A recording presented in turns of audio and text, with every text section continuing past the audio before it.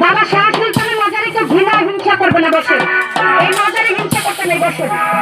এখানে অনেকগুলো আংটি আছে, কতটা ঠিক এটাকে আমি ঝাঁকিয়ে নিচ্ছি।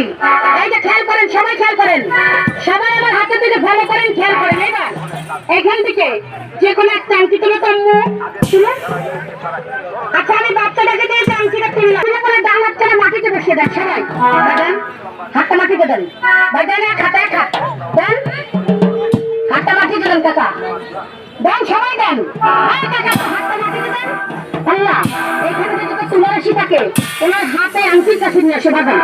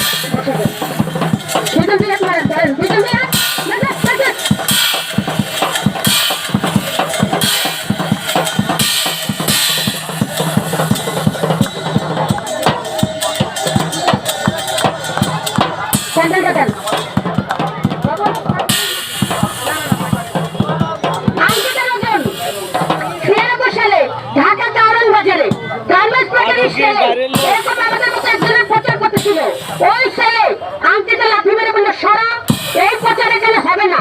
লাথি মারার কারণে, বেয়াদবি করার কারণে সামনের মুখ পিছনে চলে গেছে। আপনারা হাসছেন, দেখুন না বুঝে হাসছেন।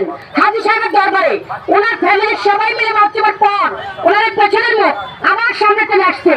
পেপার পত্রিকার খবরে সব জায়গায় ঘটনা দেখিয়েছে। আংটিটার ওজন 2 থেকে মাত্র 5 গ্রাম। আংটিটা যদি আমি ওনার মাথায় রাখি, উনি 2 পায়ে হেঁটে যেতে পারবে না, মাটিতে পড়ে দেবে, এমনকি উনি 8 ঘন্টা অজ্ঞান থাকতে পারে।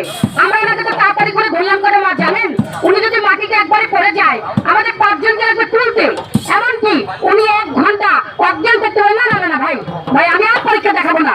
উনি সত্যিকার একজন তুলারাশির মানুষ। আমি আমার জবানি ওদা করলাম, আমি আমার ছোট ভাইকে একটা আংটি দিব। আংটিতে রক্ষারে মাত্র 2টা রোগের নাম বলবো। আমাদের দুটো মেয়ের গান শুনিয়ে নাচ দেখিয়ে সম্মানে বিদায় নেবো। প্রথম নম্বর হচ্ছে বাপ, দ্বিতীয় হচ্ছে মেহ।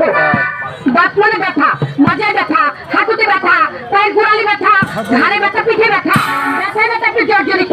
এই ব্যথার কারণে অনেক বৃদ্ধ চেয়ার নিয়ে, অনেক বৃদ্ধ মাকে দেখা যায় বাসায় বসে নামাজ পড়ে চেয়ার নিয়ে। ওই ব্যথা রোগীকে একটা অষ্টধাতুর আংটি যদি হাতে পরানো যায়, ব্যথার অংশ হয়ে যায় বংশ। ব্যথা